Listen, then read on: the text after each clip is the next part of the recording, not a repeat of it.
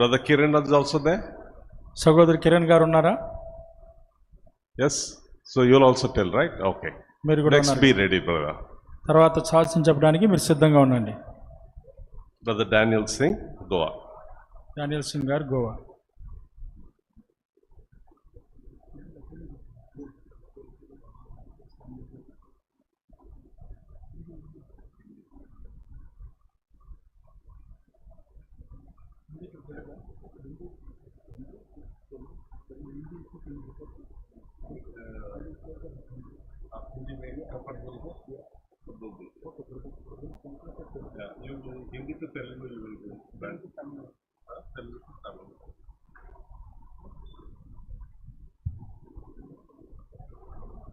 प्रभु का हम धन्यवाद करते हैं। प्रभु ने एक सौभाग्य दिया है आप सबों के बीच में आने के लिए। ఈ రీతిగా మీ మధ్యలో ఉండే నిమిత్తమై ప్రభు ఇచ్చినటువంటి యొక్క అవకాశాన్ని బట్టి ప్రభుకి ఎంతో వందనస్తున్నాను. உங்கள் மத்தியில் நிற்பதற்காக கர்த்தர் கொடுத்த தருணத்துக்காக கர்த்தருக்கு நன்றி செலுத்துகிறேன். मेरा नाम डैनियल सिंह है। मैं गोवा वास्को डगामा में सेवा करता हूँ। నా పేరు డానియల్ సింగ్. మరి నేను వాస్కో మరి ఆ పట్టణంలో మరి గోవాలో ప్రభువును సేవిస్తుంటున్నాను. என்னுடைய பேர் டேனியல் சிங். நான் கோவா பகுதியிலே ஊழியம் செய்கிறவராக காணப்படுகிறேன். जिस समय थियोडर अंकल के विषय में कॉल आया और मैसेज भी आया मुझको, तो सुनते ही मैं ये कहता हूँ एकदम इतना मुझको हार्ट वो हुआ कि ये सडनली स्वप्न है या झूठ है या क्या, ये हकीकत है क्या? ఎప్పుడైతే ప్రభు మహిమలోనికి అంకులు పిలువబడ్డాడు అనేటువంటి వార్త నేను వింటూ వచ్చినానో నాకు ఎలా తోచిందంటే నేను వింటున్నది నిజమా మరి ఇది కలనా అనేటువంటి అనుభూతి నాకు కలుగుతూ వచ్చింది. அருமை ஊழியக்காரர் கர்த்தருக்குள்ளாக நித்திரை அடைந்தார் என்ற வார்த்தை நான் கேட்ட பொழுது இது மெய்யாகவே உண்மையானதா, இது சத்தியமா என்று அல்லது கனவா என்று இப்படியாக என்னை வேப்புக்குள்ளாக ஆழ்த்தியது. उसी समय मैंने एक भाई से बात किया, पूछा कि ये ब्रदर ये हकीकत है क्या? प्रभु के दास थियोडर अंकल प्रभु के पास चले गए, ये बात सही है झूठ है, बताएंगे क्या? నేను అదే సమయంలో ఒక సహోదరునికి ఫోన్ చేసి అడుగుతూ వచ్చినాను, సహోదరుడా ఇలాగ నేను వింటూ వచ్చినాను, ఇది నిజమంటారా, ఇది నిజంగా మరి అలాగే అబద్ధమా, మరి ఏమిటిది అనేటువంటి విషయాన్ని నిజంగా ప్రభు మహిమలోనికి అంకులు పిలువబడ్డారనే విషయాన్ని గూర్చి ఒక సహోదరుని నేను అడుగుతూ వచ్చాను. நான் ஒரு சகோதரனை கேட்டேன், சகோதரனே இப்படியாக அவருமே ஊழியக்காரர் கர்த்தருக்குள்ளாக நித்திரை அடைந்திருக்கிறார், மகிமையில் பிரவேசித்திருக்கிறார் என்று சொல்கிறார்கள், அது உண்மையா, மெய்யான சத்தியமான ஒரு வார்த்தையா அல்லது மெய்யாகவே நடந்ததா என்று நான் கேட்டுக்கொண்டு வந்தேன். जिस समय उन्होंने बोला हाँ ये बिल्कुल सच है, प्रभु के पास अंकल चले गए हैं। ఆ సమయంలో ఆ సోదరుడు చెప్పిన విషయం ఏంటంటే అవును నిజమే, ప్రభు చెంతకు ప్రభు మహిమలోనికి అంకులు వెళ్ళారని. அப்பொழுது அந்த சகோதரர்கள் சொன்னது ஆம் மெய்யாகவே அருமை ஊழியர் கர்த்தருக்குள்ளாக நித்திரை அடைந்திருக்கிறார். मुझको उस समय मैं सोचने लगा इतना बड़ी मिनिस्ट्री को अब कैसे संभालेंगे, किस प्रकार से आगे बढ़ेगी। एकदम अचानक ये విచార్ ఆనా शुरू हो गया। మరి ఆ సమయంలో అకస్మాత్తుగా నాకు తట్టిన తలంపు ఏంటంటే ఇంత గొప్ప దేవుని దాసుడు మహిమలోనికి చేర్చబడ్డాడు, మరి తాను చేపడుతూ వచ్చినటువంటి గొప్ప పరిచర్య, దీని విషయమైనటువంటి బాధ్యత ఎవరు వహించగలరు అనేటువంటి ప్రశ్న నాలో తలెత్తుతూ వచ్చింది. அப்பொழுது நான் இப்படியாக ஆலோசித்துக் கொண்டு வந்தேன். அருமை ஊழியக்காரர் அநேகமான ஊழியங்களை தாங்கி கொண்டு வந்தார், அநேக ஊழியங்களை செய்து கொண்டு வந்தார். அவருக்கு பிற்பாடாக யார் இப்பேற்பட்ட ஊழியங்களை தாங்கி நடத்த முடியும் என்ற ஆலோசனைகள் எனக்குள்ளாக வந்து கொண்டிருந்தது. अंकल से हमारी बात जो है 23 फरवरी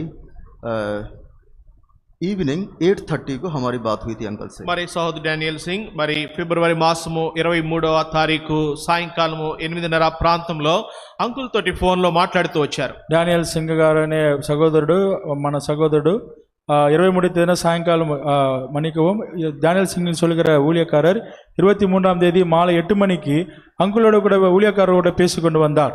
कॉन्वोकेशन के बारे में उन्होंने बात की। మరి గోవాలో జరిగినటువంటి పరిశుద్ధ సమాజ కూడికల విషయమై తాను మాట్లాడుతూ వచ్చారు. గోవా பகுதியில் நடக்க இருக்கிற பரிசுத்த அந்த சபை கூடுதல் கூட்டங்களுக்காக பேசிக்கொண்டு வந்தார்.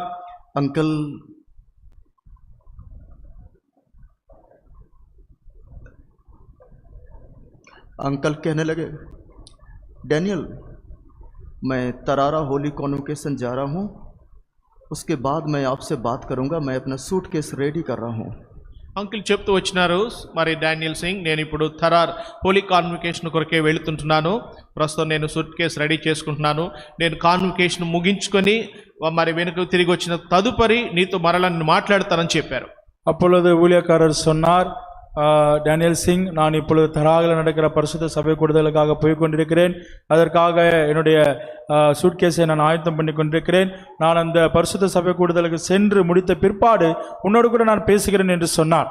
अंकल से मैंने बोला, अंकल क्या अपना गोवा कॉन्वोकेशन के विषय में मुझे बताएंगे? आपका फ्लाइट टिकट बुकिंग करना है मुझको, और फैमिली प्रेयर पोर्शन भी आपको देना है अंकल. आप बताएंगे तो हम फिर आगे देख सकते हैं अंकल. అంకుల్ ఆ సమయంలో నేను అడుగుతూ వచ్చినాను, అంకుల్ మీరు మరి విషయం తెలియజేసినట్లయితే మీ కొరకే కాన్వకేషన్కి వచ్చే విషయమై టికెట్స్ బుక్ చేసుకుంటాము. అంత మాత్రమే కాదు, కుటుంబ ప్రార్థన కొరకైనటువంటి వాక్య భాగం కూడా మీరు మాకు తెలియజేసినట్లయితే దానికి తగిన ఏర్పాట్లు మేము చేసుకుంటామని అంకుల్ అడుగుతూ వచ్చాను. அப்பொழுது நான் ஊழியக்காரத்தில் கேட்டேன், அங்கிள் நீங்கள் எந்த நாள் வருகிறீர்கள் என்று எங்களுக்கு உறுதிப்படுத்தினால் அதற்காக நாங்கள் உங்களுக்கு பிரயாணத்துக்கான டிக்கெட்டுகளை புக் செய்வோம். அது மாத்திரமல்ல, இந்த விசேஷித்த கூட்டங்களுக்கான தலைப்பு கருப்பொருளை நீங்கள் கொடுத்தால் அதற்காக கூட நாங்கள் ஜெபித்து ஆயத்தமான பணிகளை நாங்கள் செய்து கொள்வோம் என்று நாங்கள் கேட்டுக்கொண்டு வந்தோம். लेकिन अंकल का जवाब तो यह था कि मैं तरारा कॉन्वोकेशन के बाद में आकर के मैं आपसे बात करता हूँ. ఆ సమయంలో అంకుల్ ఇచ్చినటువంటి ప్రత్యుత్తరం ఏంటంటే, థరార్ హోలీ కాన్వకేషన్ ముగించుకొని నేను తిరిగి వచ్చిన తదుపరి నేను మరలా నీతో మాట్లాడతానని చెప్పారు. அப்பொழுது ஊழியக்காரர் சொன்ன வார்த்தை என்னவென்றால், தராரில் நடக்கிற பரிசுத்த சபை கூடுதலை முடித்துவிட்டு அதன் பிற்பாடாக உன்னுடைய காரியத்தை குறித்து நான் உன்னோடு கூட தெளிவாக பேசுவேன் என்று சொன்னார். मैं थियोडर अंकल के विषय में कुछ शब्द इस प्रकार से भी कह सकता हूँ. उनके पास एक तो पिता का प्रेम उनके पास मैंने बहुत देखा है. మరి అంకుల్ విషయమే నేను ఈ విషయాన్ని నేను గట్టిగా నేను చెప్పగలను. తన యొద్ద నేను చూచినటువంటిది, అనుభవించినటువంటిది తండ్రి యొక్క ప్రేమ తాను కలిగినటువంటి వాడు. దాన్ని ఎంతగానో నేను అనుభవిస్తూ వచ్చినాను. ஊழியக்காரரை குறித்து நான் ஆணித்தரமாக உறுதியாக ஒரு வார்த்தை சொல்ல முடியும். அது என்ன என்றால், தகப்பனை போல நேசிக்கிற ஒரு அன்புள்ளவராக அவர் இருந்தார். நான் என்னுடைய வாழ்க்கையிலே அவரிடத்திலிருந்து அந்த அன்பை அனுபவித்து இருக்கிறேன். அதனால் நான் உறுதியாக இந்த காரியத்தை சொல்ல முடியும். मुझे जब कोरोना से मैं थोड़ा सफ़र हो रहा था, उस समय अंकल को पता चला कि डैनियल सिंह को कोरोना हो गया है. तो अंकल का कॉल आया मेरे पास. మరి కరోనా సమయంలో మరి నేను కరోనా గురవుతూ వచ్చినాను. ఆ విషయం అంకుల్కి కూడా తెలిసింది. తెలిసిన తదుపరి మరి డానియల్ సింగ్ కరోనాతో బాధపడుతున్నారని విని తదుపరి అంకుల్ నాకు ఫోన్ చేస్తూ వచ్చినారు. நான் ஒரு காலத்திலே கொரோனாவினாலே அவதிப்பட்டு கொண்டிருந்தேன். அதை ஊழியக்காரருக்கு தெரிவித்தார்கள். அவர் தொடர்ந்து என்னோட கூட தொலைபேசியிலே தொடர்பு கொண்டவராக இருந்தார். उन्होंने सीधे मुझको बोला, ब्रदर आप बिल्कुल डरना नहीं है, आपकी बहुत बड़ी सेवा है, उस सेवकाई की तरफ आपको ध्यान देना है. कोरोना कुछ भी नहीं करेगा आपको. ఆ సమయంలో అంకుల్ చెప్పినటువంటి మాటలు, సహోదరుడా నువ్వేమాత్రము భయపడవలసిన అవసరం లేదు, నీ ముందు ఎంతో గొప్ప పరిచర్య ఉంది, ఆ రీతిగా నన్ను ప్రోత్సహిస్తూ వచ్చినారు. அப்பொழுது அவங்க ஊழியக்காரனிடத்தில் சொன்னார், சகோதரனே, நீ கொரோனாவை குறித்து எந்த வருத்தமும் பட தேவையில்லை. தேவன் உன் முன்பாக பெரிய ஊழியங்களை வைத்திருக்கிறார். ஆகவே அந்த கொரோனா உன்னிடத்திலிருந்து போய்விடும், நீ தைரியமாக இரு என்று என்னிடத்தில் சொல்லிக் கொண்டு வந்தார். सुबह उनका कॉल आ गया. सुबह कॉल आने के बाद पूछते हैं, डैनियल आपने क्या ब्रेकफास्ट किया है? आपका ब्रीथिंग कैसी हो रही है? आपको आप कैसा फील कर रहे हैं? सुबह कॉल कर दिया अंकल ने. మరి అదే ఉదయమున మరలా ఫోన్ చేసి ఉదయకాలం ఏం తీసుకున్న ఆహారం అని అడిగారు. నీ యొక్క బ్రీతింగ్ మరి ఎలా ఉంటుంది అని అడుగుతూ వచ్చినారు. அப்பொழுது அடுத்த நாள் கூட திரும்ப ஊழியக்காரனை தொலைபேசியில் அழைத்தார். நீ எப்படி இருக்கிறாய், உன்னுடைய மூச்சு எப்படி இருக்கிறது, நீ சுவாசம் நன்றாக இருக்கிறதா என்று இப்படியாக என்னை விசாரித்து கொண்டு வந்தார். इसी प्रकार से वो इतना ध्यान कर रहे थे, इतना बोझ लेकर के बात करते थे. मैं अपनी पत्नी रेबिका से भी बोला, रेबिका अंकल देखिए इतना जिम्मेदारी उठा करके मुझको बार बार पूछते हैं, इस आपकी तबीयत कैसी है, आपकी ब्रीथिंग कैसी हो रही है, सारा डिटेल ले रहे हैं. ఆ సమయంలో సోదరుడు తన సత్యముడితో కూడా పంచుకున్నారు. అంకుల్ ఎంత బాధ్యత కలిగి ఉండి, ఎన్నో పరిచర్య వారం కలిగి ఉండి కూడా వ్యక్తిగతంగా నాకు ఫోన్ చేసి మరి ఎలాగుంది నీ ఆరోగ్యము, బ్రీతింగ్ ఎలా ఉంది అనేటువంటి చిన్న ఈ విషయాన్ని కూడా అడుగుతున్నారని మరి నేను నా యొక్క సత్యమణికి కూడా చెప్తూ వచ్చినాను. பாருங்கள், அப்பொழுது ஊழியக்காரர் என்னை விசாரித்த அந்த விதத்தை என்னுடைய மனைவியிடத்தில் நான் சொன்னேன். பார், அவ்வளவு பெரிய ஊழியக்காரர் எனக்கு தொலைபேசியில் தொடர்பு கொண்டு உன்னுடைய மூச்சு காற்று குழாய்கள் எப்படி வேலை செய்கிறது, உன்னுடைய சுவாச பிரச்சனை ஏதாவது இருக்கிறதா, உன்னுடைய ஆரோக்கியம் எப்படி இருக்கிறது என்று விசாரிக்கிறார் என்று இந்த அன்பை குறித்து நான் என்னுடைய மனைவியிடத்தில் பகிர்ந்து கொண்டேன். मतलब वो इतना जिम्मेदारी को वो उठा रहे थे, मैं समझा उनको। చూడండి మరి ఒక్కొక్క వ్యక్తి విషయమై కూడా ఎంత బాధ్యత తాను వహిస్తూ వచ్చినాడో చూడండి. பாருங்கள், ஒவ்வொரு நபரிடத்திலும் அவர் எப்பேற்பட்ட பாரமுள்ளவராக இருக்கிறார் என்று பாருங்கள். उतना ही नहीं है, అంత మాత్రమే కాదు, அது மாத்திரமல்ல, उनके जीवन में मैंने नम्रता बहुत एक सीखी भी है और देखी भी है। తన యొక్క జీవితం నుండి దీనత్వాన్ని నేను చూచాను, మరి నేను నేర్చుకున్నాను కూడా. அவருடைய வாழ்க்கையிலே தாழ்மையை நான் பார்த்தேன், அதை நான் கற்றுக்கொண்டேன் கூட. एक बार रात में लगभग 2 o'clock उन्होंने मुझको कॉल किया। ఒకసారి అర్ధరాత్రి 2 గంటల సమయంలో తాను నాకు ఫోన్ చేశారు. ஒரு முறை மத்திய இரவிலே 2 மணிக்கு என்னை அழைத்தார். मैं सो रहा था उस समय। ఆ సమయంలో మరి నేను నిద్రపోతున్నాను. அந்த நேரத்தில் நான் தூங்கிக் கொண்டிருந்தேன். जैसे मैंने कॉल देखा तो मैंने देखा ये थियोडर अंकल कॉल कर रहे हैं, क्या हुआ, रात में क्यों की और कॉल की। మరి 2 గంటల సమయంలో ఫోన్ చేస్తున్నారు థియోడర్ అంకుల్, ఎందుకు చేస్తున్నారని నేను అనుకున్నాను. நான் நினைக்கிறேன் 2 மணிக்கு இவர் அழைக்கிறாரே, எதற்காக அழைக்கிறார் என்று நான் நினைத்தேன். अंकल को मैंने रिटर्न कॉल किया। తిరిగి అంకుల్కి నేను ఫోన్ చేశాను. திரும்பவும் அங்கிளுக்கு நான் தொலைபேசியில் அழைத்தேன். अंकल क्या बोले मुझको? అంకుల్ ఆ సమయంలో నాతో ఏం చెప్పారో తెలుసా? அப்பொழுது ஊழியக்காரர் இடத்துல என்ன சொன்னார் தெரியுமா? वेरी वेरी सॉरी ब्रदर, సహోదరుడా నన్ను క్షమించు, சகோதரனே என்னை மன்னியும், मेरी गलती हो गई, मैंने आपको डिस्टर्ब किया रात में। నేను పొరపాటు చేశాను, రాత్రి సమయంలో నిన్ను కొంత మరి డిస్టర్బ్ చేశాను. நான் இந்த இரவு நேரத்தில் உன்னை தொந்தரவு செய்தேன், தயவா என்னை மன்னியும் என்று சொன்னேன். जब ये सुन करके मेरे आंसू निकल गए। इतना बड़ा दास है, इतना बड़ा दास, हमसे सॉरी मांगना मतलब क्या है? ఎంత గొప్ప దేవుని దాసుడు మరి నన్ను క్షమించమని అడుగుతున్నారని ఆ మాటలు విన్నప్పుడు ఎంతో కన్నీరు కార్చారు. இவ்வளவு பெரிய தேவ ஊழியர் என்னிடத்திலே மன்னிப்பு கேட்கிறாரே என்ற அந்த வார்த்தைகளை கேட்டு நான் கண்ணீர் விட்டேன்.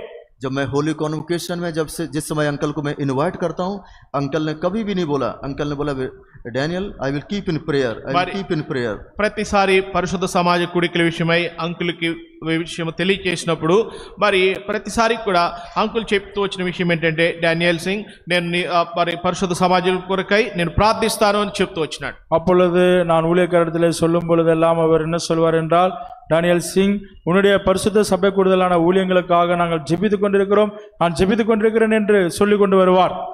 अंकल से मैं हमेशा पूछ लेता था, अंकल आपका मॉर्निंग का ब्रेकफास्ट क्या करेंगे, दोपहर का खाना क्या करेंगे, शाम को क्या करेंगे, कृपया से मुझको पूरा बता दीजिए, उस हिसाब से हम आपके लिए अरेंज करूंगा। అంకుల్ని నేను అడుగుతూ ఉండేవాడిని ముందుగానే, మరి ఉదయకాలం అల్పారం తీసుకుంటారు, మధ్యాహ్న భోజనము, సాయంకాలము ఏ సమయానికి ఏది తీసుకుంటారని నేను అంకుల్ని అడిగేవాడిని. நான் ஊழியக்காரிடத்திலே அவ்வப்பொழுது கேட்டுக்கொண்டிருப்பேன், ஊழியக்காரரே நீங்கள் காலை வேளையில் என்ன புசிப்பீர்கள், மத்தியானத்தில் என்ன புசிப்பீர்கள் மற்றும் இரவு நேரத்தில் என்ன ஆகாரம் எடுத்துக்கொள்வீர்கள் என்று இப்படியாக அவரை குறித்து நான் விசாரிப்பேன். अंकल कहते थे मैं कभी भी हाई फाई लाइफ नहीं जीता हूँ, मुझको बिल्कुल जो प्रभु देता है सिंपल बनाइएगा हमारे लिए और उतना ही काफ़ी है। నా అంకులు ఈ రీతిగా ప్రత్యుత్తరం ఇచ్చేటువంటి వాడు, అట్టహాసంతో కూడిన జీవితం నాకు ఏది ఇష్టం ఉండదు, ఏదైతే సామాన్యమైనటువంటి ఆహారం ఉంటుందో అది నాకు చాలని చెప్పేటువంటి వాడు. அப்பொழுது அவர் ஊழியக்காரர் சொல்லுவார், எனக்காக நீங்கள் விசேஷமான ஆகாரங்களை எல்லாம் சமைக்க தேவையில்லை, அற்பமான ஆகாரம் என்ன இருக்கிறதோ அதுவே நான் ஆனந்தமாக எடுத்துக்கொள்வேன் என்று சொல்லுவார். एक बार होली कॉन्वोकेशन के टाइम पर होटल में अंकल को मिलने के लिए कोई एक भाई गए और ये लगभग आप दोपहर के समय की बात है। ఒకసారి పరిశుద్ధ సమాజ కూడికలు జరుగుతున్నటువంటి దినాల్లో మధ్యాహ్న కాల సమయంలో అంకుల్ని కలవటానికి ఒక సహోదరుడు వెళ్ళాడు. ஒரு முறை பரிசுத்த சபை கூடுதல் நடந்து கொண்டிருக்கும் பொழுது ஒரு வாலிபன் ஒரு சகோதரன் ஊழியக்காரரை சந்திக்கும்படியாக சென்றார். जब दरवाजे को खोला होटल का, మరి ఆ యొక్క హోటల్లో ఉన్నటువంటి ఆ యొక్క ద్వారాన్ని దర్వాజాన్ని తెరిచిన వెంటనే அந்த ஹோட்டலில் இருக்கிற அறையை கதவை அவர் திறந்தவுடனே नीचे चटाई भी नहीं है और बिल्कुल जैसे एक मामूली संडे स्कूल का बच्चा घुटने टेकता है, वैसे ही ये बुजुर्ग दास, प्रभु का दास वहाँ पर इस प्रकार से घुटने टेक करके, बिल्कुल जमीन है, बिल्कुल खाली जमीन है, घुटने टेक करके प्रार्थना कर रहे हैं। అక్కడ చాప కూడా లేదు, ఒక చిన్న బిడ్డ, సండే స్కూల్ బిడ్డ ఎలాగైతే మోకాళ్ళ మీద కూర్చొని ప్రార్థిస్తాడో ఆ రీతిగా ఇంత వృద్ధాప్యంలో ఉన్నటువంటి దేవుని దాసుడు మరి తాను ఒక చిన్న బిడ్డ వలె మోకాళ్ళ మీద ఉండి తాను ప్రార్థిస్తుంటున్నాడు. அப்பொழுது அந்த சகோதரன் அந்த கதவை திறந்து பார்த்த பொழுது அங்கே ஊழியக்காரர் எப்படி ஒரு சிறு பிள்ளை முழங்காலிலிருந்து ஜெபம் செய்து கொண்டிருப்பார்களோ அதுபோல கீழே ஒரு மேட்டும் கூட இல்லை, அவர் முழங்காலிலிருந்து அங்கு ஜெபித்து கொண்டிருந்தவராக இருந்தார். मेरे प्रियो, इस खालीपन को हम हमेशा के हमेशा याद करना पड़ेगा अभी. మరి ప్రభు తన దాసుని తన మహిమలోని పిలుచుకున్నారు. పిలుచుట ద్వారా ఏర్పడినటువంటి ఈ ఖాళీ ఏదైతే ఉంటుందో అన్ని వేళల్లో దీని విషయమై మనం ఆలోచన కలిగి ఉండాలి. ஆகவே தேவ ஊழியரை கர்த்தர் மகிமைக்குள்ளாக அழைத்திருக்கிறார். அவர் இல்லாத இடத்திலே இப்பொழுது அங்கே வெற்றிடம் உண்டு. அந்த வெற்றிடத்தை குறித்து நாம் அதிகமாக ஜெபம் செய்கிறவர்களாக, அதை குறித்தான பாரம் உள்ளவர்களாக நாம் காணப்பட வேண்டும். క్షమించండి, మరి తన ఇంత దీనుడైనటువంటి దాసుడు, మరి ఇటువంటి దాసుని అన్ని వేళల్లో కూడా మనం జ్ఞాపకంలో ఉంచుకోవాలి. ஆகவே இந்த பேர்பட்ட தாழ்மையான அந்த ஊழியக்காரரை எல்லா சூழ்நிலையிலும் கூட நாம் நினைவில் வைத்துக் கொள்ள வேண்டும்.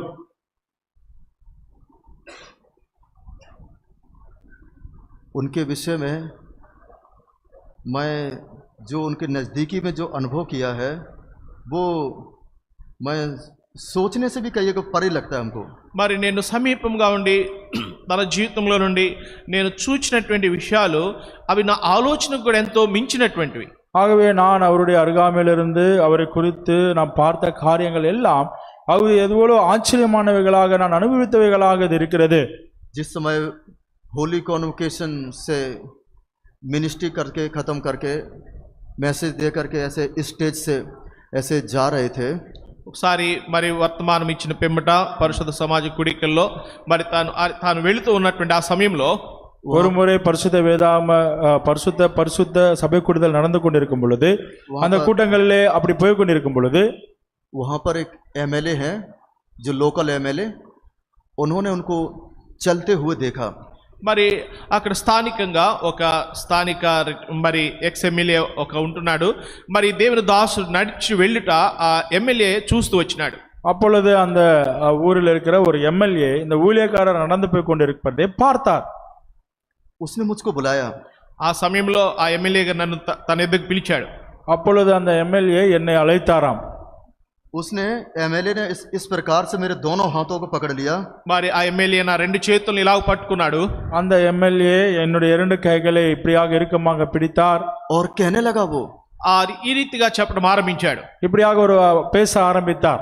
ये परमेश्वर का बंदा है, ये परमेश्वर का आदमी है, इसके अंदर पवित्र आत्मा भरी है. ఏమని చెప్తూ వచ్చినాడంటే, చూడండి ఈయన దేవుని దాసుడు, ఇతరులో పరిశుద్ధాత్ముడు ఉన్నాడని చెప్తూ వచ్చినాడు. அந்த எம்எல்ஏ அந்த உலகத்தாராகிய எம்எல்ஏ சொன்னார், இதோ இந்த ஊழியக்காரர், இவருக்குள்ளாக தேவ ஆவி இருக்கிறது, இவர் பரிசுத்தர் என்று சொன்னார். इसके चारों तरफ चलने से डर लगता है, इसके अंदर पवित्र आत्मा है. वो खुद मुझको कहने लगा. తాను చెప్తూ వచ్చినాడు ఎమ్మెల్యే, ఇతను నలు ఆ వైపులా పరిశుద్ధాత్ముడు ఆవరించినట్లుగా ఉన్నాడు, ఇతనితో కలిసి నడవటమే భయముగా ఉందంటూ వచ్చినాడు. அந்த எம்எல்ஏ சொன்னார், இவரை சுற்றி பரிசுத்த ஆவியானவர் சூழ்ந்திருக்கிறார், இவரோடு கூட சேர்ந்து நடப்பதற்கே எனக்கு பயமாக இருக்கிறது என்று சொன்னார்.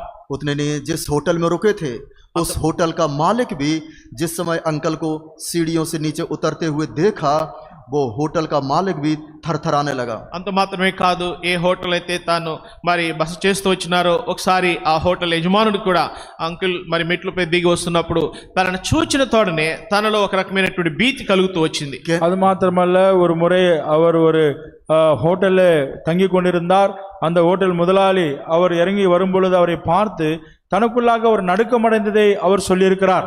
वो कहने लगा, ये कोई बंदा बिल्कुल अलग है. ये తాను ఆ యొక్క హోటల్ యజమానుడు కూడా చెప్తూ వచ్చినాడు, అందరు వ్యక్తులు వంటి అందరు మనుషుల వంటి మనిషి కాదు, ఈయన ఒక ప్రత్యేకమైనటువంటి మనిషి అని తాను సాక్ష్యం ఇస్తూ వచ్చినాడు. அந்த ஹோட்டல் முதலாளி கூட சொன்னார், இவர் எல்லா மனிதர்களைப் போல ஒரு சாதாரண மனிதர் அல்ல, இவர் தேவ மனிதர் என்று சாட்சி சொல்லி கொண்டு வந்தார். उतने नहीं है, केवल वो नम्र ही नहीं है, केवल वो दीन ही नहीं है, केवल वो उतने, लेकिन हम एक बात भी उनको देखा है कि वो मिनिस्ट्री के विषय में भी बड़ा जिज्ञासा और बड़ी मतलब ध्यान पूर्वक वो उस पर गौर करते थे. తాను దీనుడు సాత్వికుడైనటువంటి దేవుని దాసుడు మాత్రమే కాదు, మరి పరిచర్య విషయానికి వచ్చినప్పుడు దాని ఎంతో ఆసక్తితో మరి పట్టింపుతో తాను జరిగించేటువంటి వాడు. அது மாத்திரமல்ல, பாருங்கள், தேவ ஊழியர் தாழ்மையானவர், எளிமையானவர் மாத்திரமல்ல, தேவனுடைய ஊழியத்திலே மிகவும் உறுதியுள்ளவராக, அதை குறித்து மிகவும் கரிசனை உள்ளவராக அவர் இருந்து கொண்டு வந்தார். वो मुझको पूछते थे सुबह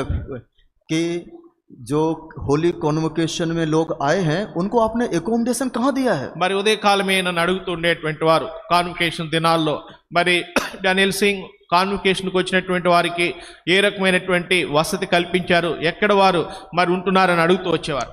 அப்பொழுது ஊழியக்காரர் அந்த பரிசுத்த சபை கூடுதல் நடக்கும் பொழுது என்னை அழைத்து கேட்பார், டேனியல் சிங், வருகிற விசுவாசிகள் அந்த பரிசுத்த சபை கூடுதலுக்கு வருகிறவர்களை எங்கு தங்க வைத்திருக்கிறீர்கள், அவர்களுக்கான என்ன வசதிகளை நீங்கள் செய்திருக்கிறீர்கள் என்று கேட்பார். पूछते थे वो लोग सही से सो रहे हैं कि नहीं, उनके लिए सारा फैसिलिटी बराबर है कि नहीं, वो लोग किसी की तबीयत तो खराब तो नहीं हुई है. इस प्रकार से सब के विषय में वो हर दिन वो हमसे पूछ लेते थे. ప్రతిదినము పరిశుద్ధ సమాజ కూడికలకు వచ్చినటువంటి వారి వివరాలను అడిగి మరి వారి బాగోగులను అడిగి తెలుసుకునేటువంటి వారు, వారు ఏ రకమైన ఆహారం తీసుకొచ్చున్నారు, అందరూ ఆరోగ్యంగా ఉన్నారా, వారికి అన్ని సదుపాయాలు చక్కగా అందుతున్నాయా, వసతులు ఉన్నాయని వ్యక్తిగతంగా వారి విషయమే విచారించేవారు. பாருங்கள், அது एक्चुअली हम कुछ भी नहीं है, लेकिन प्रभु ने हमको भी सौभाग्य दिया है. इसलिए आज मैं उस विषय को भी अंकल आज नहीं है, लेकिन उस जगह को हम अभी भी खालीपन महसूस कर रहा हूँ. ప్రియులారా, ఇంత గొప్ప దేవుని దాసుడు తన ఎదుట మరి నేనైతే మాత్రం చాలినటువంటి వాడిని కాదు, అయితే మరి తనతో ఈ రకమైనటువంటి అనుభవాలు కలిగి ఉండే దాని కొరకైనటువంటి భాగ్యమును ప్రభు మరి అయోగ్యమైనటువంటి నాకు అనుగ్రహించినాడు. అయితే ఈ దినమున నేను ఏమి భావిస్తుంటున్నానంటే, ఇటువంటి ఖాళీని ఎవరు పూర్తి చేయగలరు? பாருங்கள், ஊழியக்காரரை குறித்து சொல்வதற்கு நான் அவ்வளவு தகுதியானவன் அல்ல, அற்பமானவன், அவரிடத்தில் நான் பயின்றவன். ஆனாலும் கூட அந்த ஊழியக்காரருக்கு இல்லாத அந்த நிலைமையை குறித்து நாங்கள் ஆலோசிக்கும் பொழுது யார் இந்த வெற்றிடத்தை நிரப்புவார்கள் என்ற ஒரு கேள்வி எனக்குள்ளாக இருக்கிறது. एक बार उन्होंने इस प्रकार से मेरा हाथ पकड़ा और मेरे हाथ को अंकल ने इस प्रकार से दबाया. ఒకసారి నా యొక్క చేతిని ఈ రీతిగా పట్టుకొని ఈ రీతిగా నొక్కుతూ వచ్చినారు. ஒரு முறை என்னுடைய கையை இப்படியாக பிடித்து இந்த கட்டை விரலை அழித்து கொண்டு இருந்தார். और प्रभु के दास सतराज भाई पास में बैठे हुए थे, उनकी तरफ इशारा करते हुए हंसने लगे. सी डैनियल हेल्थ कहने लगे. మరి అప్పుడు ఆ సమయంలో ఆ సోదరు సత్యరాజ్ దేవుని దాసుడు అక్కడే కూర్చుని ఉన్నారు. మరి తను కూడా మరి అంకుల్ అలా చేపట్టుకున్నటువంటి సమయంలో తాను కూడా చూస్తూ వచ్చినారు. ఆ సమయంలో అంకులు ఈ రీతిగా అంటూ వచ్చినారు, చూడు డానియల్ సింగ్, பாருங்கள், நான் என்னோட விரலை அப்படியாக, கை விரலை அப்படியாக அவர் அழுத்தும் பொழுது சத்யராஜ் என்கிற ஊழியக்காரரும் அங்கே இருந்தார். அப்பொழுது அவரை பார்த்து சொன்னார், பார், இப்பொழுது டேனியல் சிங்குடைய விரலை, அந்த கை விரல்களை பார் என்று சொன்னார். अंकल बोलने लगे, आपको मिनिस्ट्री करनी है तो बराबर ब्रेकफास्ट करना है, बराबर खाना खाना है, बराबर रेस्ट करना है और बराबर प्रभु का काम सही से करना है. మరి నువ్వు దేవుని యొక్క పరిచర్య చేయాలంటే ఖచ్చితంగా అల్పాహారం తీసుకోవాలి, భోజనం తీసుకోవాలి, విశ్రాంతి కూడా తీసుకోవాలి, అప్పుడే నువ్వు చక్కగా పరిచర్య చేయగలవని తాను చెప్తూ వచ్చినారు. அப்பொழுது இடத்துல அவர் சொன்னார், நீ கர்த்தருக்காக ஊழியம் செய்ய வேண்டும் என்றால் நீ அங்கே ஏழ்மையான ஆகாரத்தை, லகுவான ஆகாரத்தை நீ எடுத்துக்கொள்ள வேண்டும். அது மாத்திரமல்ல, உன்னுடைய உடல்நலத்தை நீ பாதுகாத்து கொள்ள வேண்டும், சற்று இளைப்பாற வேண்டும். இந்த காரியங்களெல்லாம் நீ செய்யும் பொழுது நீ அங்கே ஒரு நல்ல ஊழியக்காரனாக இருந்து ஊழியத்தை முன்னெடுத்த முடியும் என்று சொன்னார். इन सारी चीज़ों को हम देखते हैं कि प्रभु का दास हर एक प्रकार से किस प्रकार से एक जिम्मेदारी को वो निभाए हैं और ध्यान करते हुए उस जिम्मेदारी को निभाते हुए आगे बढ़े हैं. చూడండి, వీటన్నిటిని చూచుట ద్వారా మనకి ఏమర్థమవుతుందంటే, తనెంతో ఇతరుల విషయంలో బాధ్యత కలిగి వ్యవహరించేటువంటి వారు, బాధ్యతాయుతమైనటువంటి సేవను జరిగించి తాను ముందుకు సాగి వెళుతూ వచ్చినారు. ஆகவே இந்த காரியங்கள் எல்லாம் நாம் கேட்கும் பொழுது என்ன தோன்றுகிறது என்றால், அவர் மற்றவர்களை குறித்தும் அவர்களுடைய ஊழியத்தை குறித்தும் அதிகமாக கரிசனை உள்ளவராக, அவைகளை குறித்து விசாரித்து அவைகளை அவர் பொறுப்பேற்றுக் கொள்வராக இருக்கிறார் என்பதை தெரிவிக்கிறது. प्रभु के दास जर्माया चैप्टर 29 वर्स 11 उन्होंने पवित्र महासभा के लिए उन्होंने थीम वर्स दिया. अब उस थीम, होली कॉन्वोकेशन का थीम देने के बाद जब मैंने सुना कि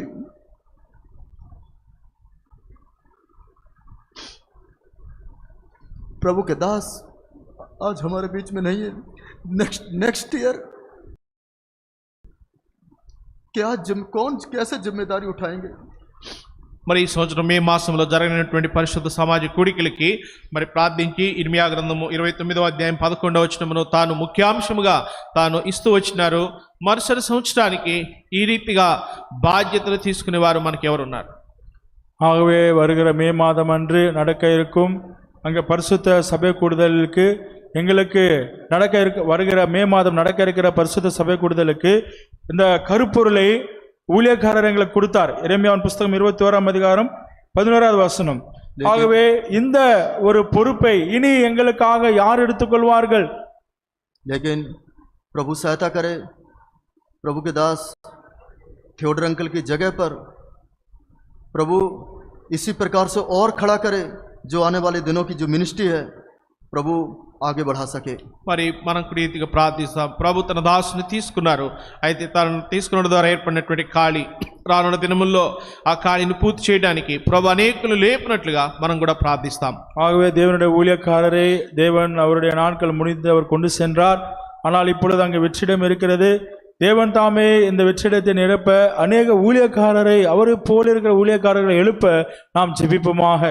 जो प्रभु के दास के विषय में सुना है, उनके द्वारा सीखा है, प्रभु करे सुनते और सीखते हुए छोड़ न दें, बल्कि उसी प्रकार से निभाने के लिए हम प्रभु की महिमा कर सकें. దేవుని దాసు ద్వారా మనం ఏదైతే వింటూ వచ్చినామో, ఏదైతే నేర్చుకుంటూ వచ్చినామో, విని నేర్చుకున్నటువంటివి విడిచిపెట్టడం మాత్రమే కాదు, కానీ ప్రభు యొక్క మహిమార్థమై వాటిని అనుసరించి మనం జీవించాలనేటువంటిదే నా యొక్క ఆశగా ఉంటుంది. ஆகவே தேவ ஊழியக்காரர் மூலமாக நாம் எதை கற்றுக்கொண்டோமோ, எதை நாம் நம்முடைய வாழ்க்கையிலே அபியாசித்து கை கொள்ள வேண்டுமோ அந்த காரியங்களை நாம் பின்பற்றி அப்படியாக ஒரு மாதிரியை நாம் தொடர அது நமக்கு வாழ்க்கையிலே முக்கியமாக இருக்கிறது. सो प्रभु करे अंकल के जो बेटे हैं, परिवार है, बेटियां हैं, प्रभु सबको सांत्वना दे.